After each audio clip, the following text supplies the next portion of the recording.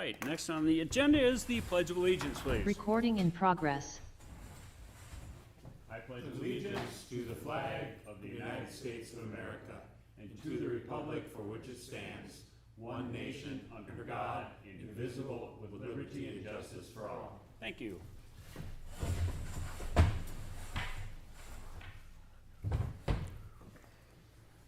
All right, moving on, we've all had a chance to take a look at our regular agenda for this evening.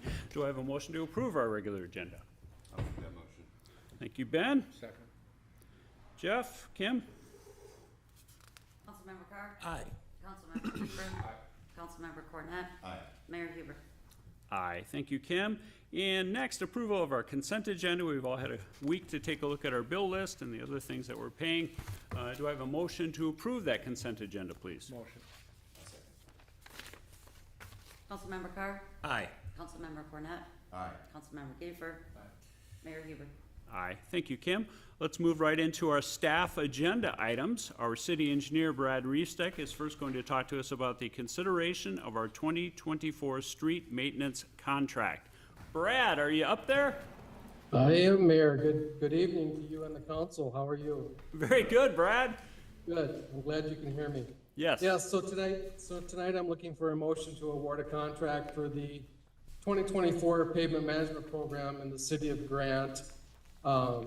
As you know, we have a 10-year CIP that we are following for the maintenance of these streets, and this year's streets that were included with the 2024 project are Iselton Avenue, Iselton Court, Delwood Road Court, Delwood Road Lane, Joliet Avenue, and Justin Trail south of Delwood Road, and then Keswick Avenue and 65th Street. So this year's project will include patching, crack repair, and fog sealing for all of the streets that are on the list there. Any patching that would be required would be completed by the city's bituminous patching contractor, asphalt restoration company, prior to doing the fog sealing. We did receive two quotes, actually. We did receive one late last Tuesday, but the one that I submitted for recommendations, Pearson Brothers, in the amount of $37,300 was the lowest bidder. This year's project's budget is $48,144. So city staff is recommending a contract award to Pearson Brothers, Inc. in the amount of $37,300. And with that said, I would be happy to answer any questions. Okay, Brad, it looks like regular maintenance, keeping the cracks filled and sealing up. I just have a quick question, if no one else does, on the parameters of the project. I'm looking at the Joliet Avenue North map. Where are you stopping on Joliet Avenue North? Right at the gravel? Yes, Joliet. So Joliet Avenue is south of Delwood, Highway 96 there. Okay, so, all right, real good. And then, so I should mention to you also that we did have, we typically have neighborhood meetings, right? For all the neighborhoods that are within the street program, the pavement management program. We did have a virtual meeting a couple months ago.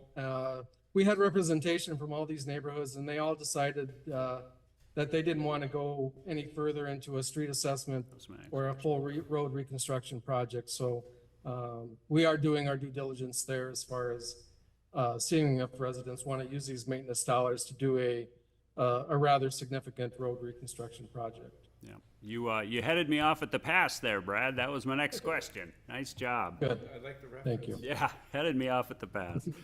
Anyone else? Tom, gentlemen? No, I mean, seems reasonable. It's under our budget. So. Yeah, we're saving money. That looks good, Brad. It's about the only thing we just got done with our budget meeting. It's about the only thing that came in under budget. Everything Well, else I'm glad I is, could help. everything else is sky high. So looking for a motion on this then? Also move. We've got Tom and Ben. Councilmember Carr? Aye. Councilmember Kiefer? Aye. Councilmember Cornett? Aye. Mayor Huber? Aye. Thank you, Kim. Second up, Brad, the consideration of project financing for the Knollwood Drive Street Improvement Project. Can you explain this in more detail for us and for the audience, please? Yes, thank you, Mayor and members of the council. Tonight, I'm seeking a motion to approve project financing for the Knollwood Drive Street Improvement Project. As you know, this project had gone through the special assessment process. We awarded a construction contract and declared the final cost for this project at the June 4th, 2024 regular council meeting. As you know, the project is funded using special assessments and city maintenance dollars. The total cost of the improvement was declared by Resolution 2024-08 to be $219,836.84. The city of Grant has already committed $16,431 to the total cost of the project using the street maintenance dollars allocated to those streets. The special assessments for the project are responsible for the remainder of the project cost, which is in the amount of $203,405.84. The special assessments were determined at the June 4th regular meeting to carry a 15-year term and a 4.5% annum interest rate. So on similar size projects, the city of Grant has self-financed using city reserves to initially finance such street improvement projects. But there are other options such as bonding. In either case, the city pays back the debt that they either borrow from themselves or borrow using bonds through the collection of the assessments. So for this particular project, the city staff is asking the council to consider self-financing for this project, but we would entertain any direction that the council is wanting to go in this or for financing for the Knollwood Drive street improvement project. So with that said, I would be happy to entertain any questions or comments from the council. Gentlemen? Tom? When did Jeff Bridges become our engineer? I like this. Okay. Can you see me? Oh, finally. Got it. Okay. Jeff Bridges, I get it. You get it? All right. Nice. No, I think this is great. I think we should do it. Any ideas on, generally, Kim, how many people? I didn't ask my questions yet. I know what it is. What is it? How many people in general pay off these? That's my question. Sharon, the city treasurer, and her research, it's about 25%. Oh, well, okay. So if I remember the number, we all had one of our budget work sessions just before this meeting. If I remember the number, just generally, it was 176,000 was what you were projecting. Is that correct? And some change? So the actual self-bonding on this with the projected 20 to 25% prepayment of these residents would be right around $176,000. It makes sense for the community, and the reason we're even going this route and discussing this instead of actually going out and floating a city bond is we save the money on the bonding process. It is not an inexpensive process. It's also a good investment for the city to use reserves in order to gain that 4.5% back. So it is not a bad investment for the city. It saves us money on the bonding, and if we do get that 20%, the self-bonding would be around $176,000 and some change on the back of that. So we've done this, I think, 3 times before, and it has always worked out very well for us. And as Sharon was telling us, our treasurer was telling us during our budget meeting beforehand, and I think she's right, if interest rates come down a bit, I think some more people may be moving as their house becomes a little more saleable with lower rates. And of course, when you move, you pay that off in total. So could pay back a large portion of it more quickly, hopefully, than over the 15-year term. So, Tom, it sounds like you're in favor of this. Yeah, I mean, I think we've done it before, as you said. It's not a huge project, so the city's money won't be tied up in this, you know, if rates come up and you can make more money on CDs and stuff. So, yeah, I mean, it's fine. Yeah, we've done it before 3 times, and this is, I think, the smallest one we've done, if I'm not mistaken. Kim? Mr. Mayor and council members, just a little bit more background for consistency. Yep. You recall, especially the two of you, the 2019 2020 project, Joliet and other areas, which was a much larger project, and we did bond for that.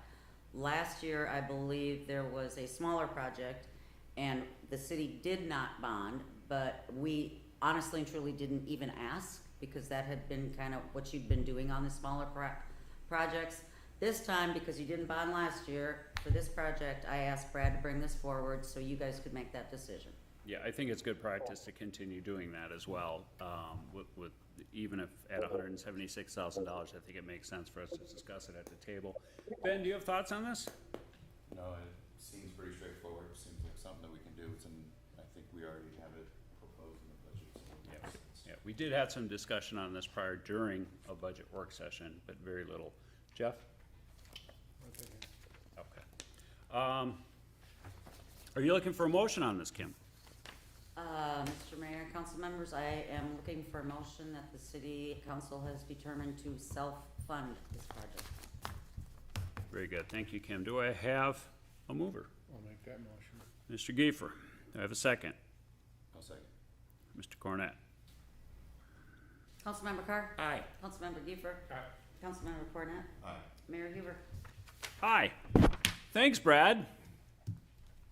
Appreciate your time tonight. You look like you're gonna have a great night, so I'll let you go and we'll talk to Jennifer. You're welcome. Take care. Oh, I'm not gonna talk to Jennifer. No action items for Jennifer, no action items for our city attorney. Going into new business, accepting the 2023 audit. Kim, do you wanna handle this, or Sharon, or? Very simply, you all received the audit, the email electronically. The city council is required to accept it. You do not have to agree with it. You don't have to approve it.